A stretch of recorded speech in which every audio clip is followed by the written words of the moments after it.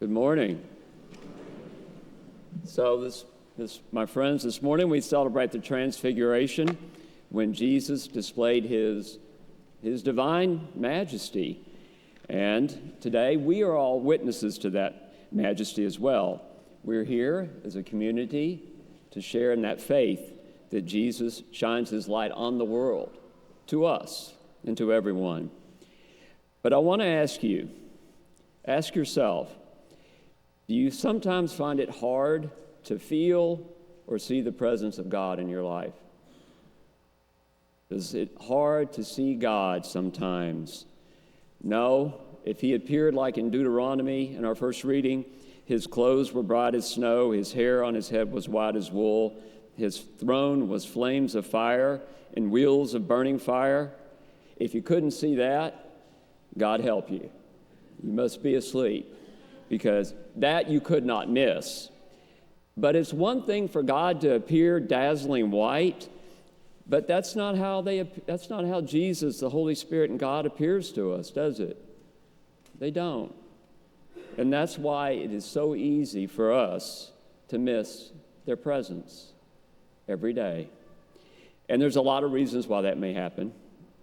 We can go on. Well, everybody has their reasons. But there's something I want us to focus on today. One thing only, and it's called the lost art of paying attention. Paying attention. It is called the greatest gift of love, that you give someone your focused attention. Is an act of love. And it's hard, isn't it? It's hard to pay attention. But I want to think about three ways to help you pay better attention to God and to the people you love, because they also want your attention. 3 things: avoid distractions, stop multitasking, and live in love. You got it? Avoid distractions, stop multitasking, and live in love. All right, avoid distractions. That should be easy. We know what our distractions are. Our world is full of distractions. Every day you think you're focused on something, and then all of a sudden, squirrel, right? You're like distracted. That's the life we live. And many times we do it to ourselves, don't we? We're trying to focus on one thing, and then all we think about is something we didn't do or have to do in the future. We're good at that, aren't we? We're good at distracting ourselves. But what's the biggest distraction in the world? What's your biggest distraction? This thing, right? This thing. This is it. I have coined this term, ADD. No, not the same ADD you're thinking of. ADD, attention destroying device. That's what the phone does to us. We have distractions, but that's the biggest one. Humming, beeping, vibrating, constantly. No matter where we go, someone once said, it's my lifeline. Well, many of us grew up with phones on our wall, remember? That big black box hanging in the kitchen where you strung a long cord so you could go in another room and no one could hear you talk. At least my sisters did that. But do you remember that? Most of you are too young to remember that. But nowadays you have that thing. It's like a little demon. It's like, I made you look, didn't I? That's what it does to us. And it's so easy.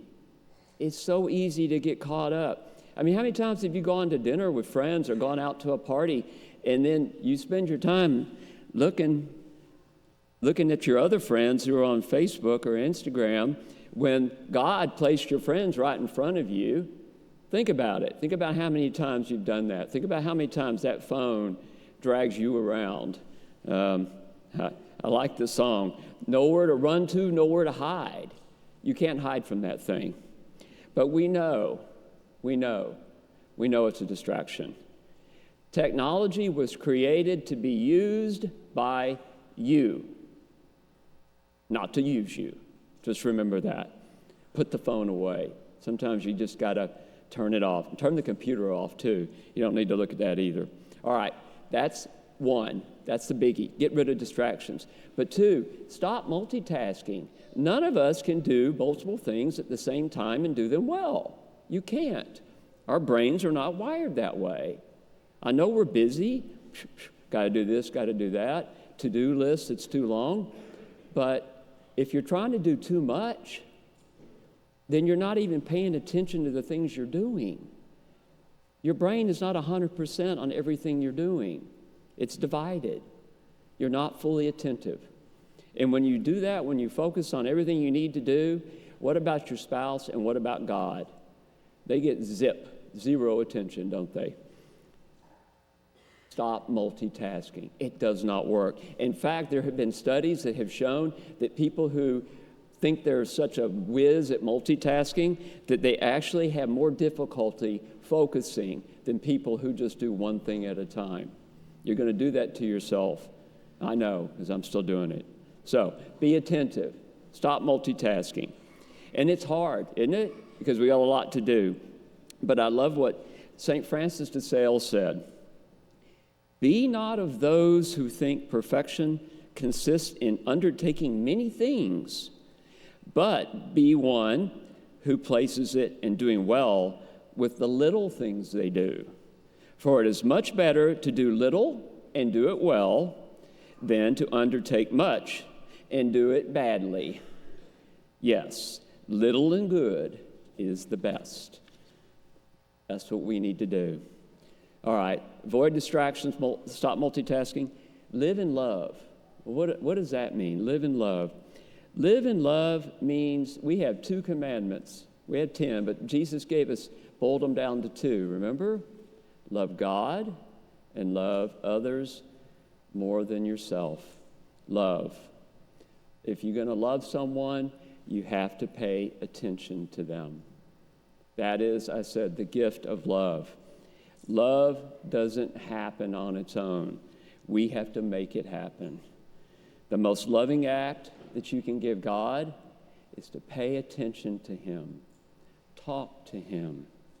Remember when you fell in love, those of you who are married, remember when you fell in love? You called that person. You wrote them letters. Well, we used to. You texted them. You bought them flowers. You took them to dinner.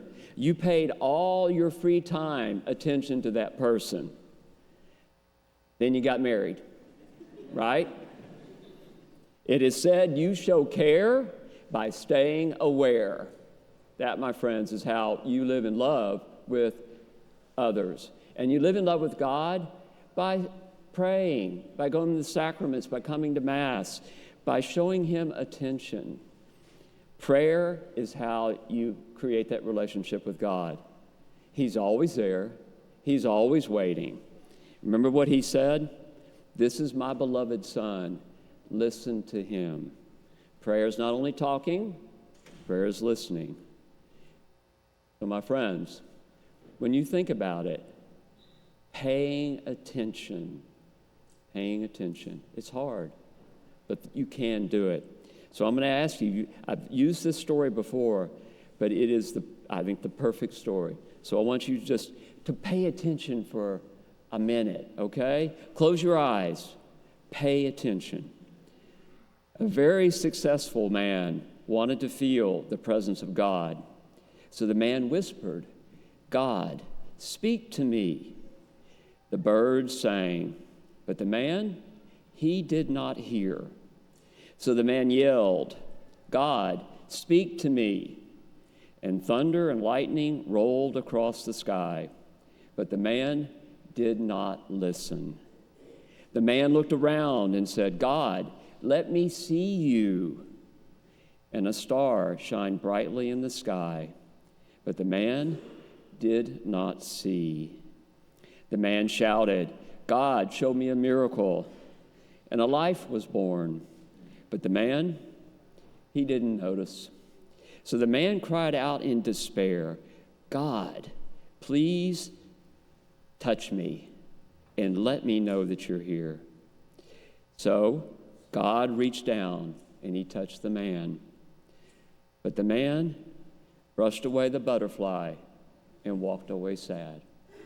My friends, do you long to feel the presence of God? Do you miss those little butterflies of life that happen every day? Do you fail to see God in the smile of a friend, of your wife, of your husband, in the kind words of another, in the kind gestures that people do for you? When God reaches down, do you feel him, or do you walk away sad? My sisters and my brothers, starting today on this feast, let's transform ourselves by paying attention to God in our life. He's here. He's going to be here. He's here in the Eucharist, body and blood, soul and divinity. He's in every moment of your life, in your experiences, in your friends. God's not going to appear in dazzling white, but our lives are full of him. My friends, the little butterflies of life are always with us, but we have to pay attention.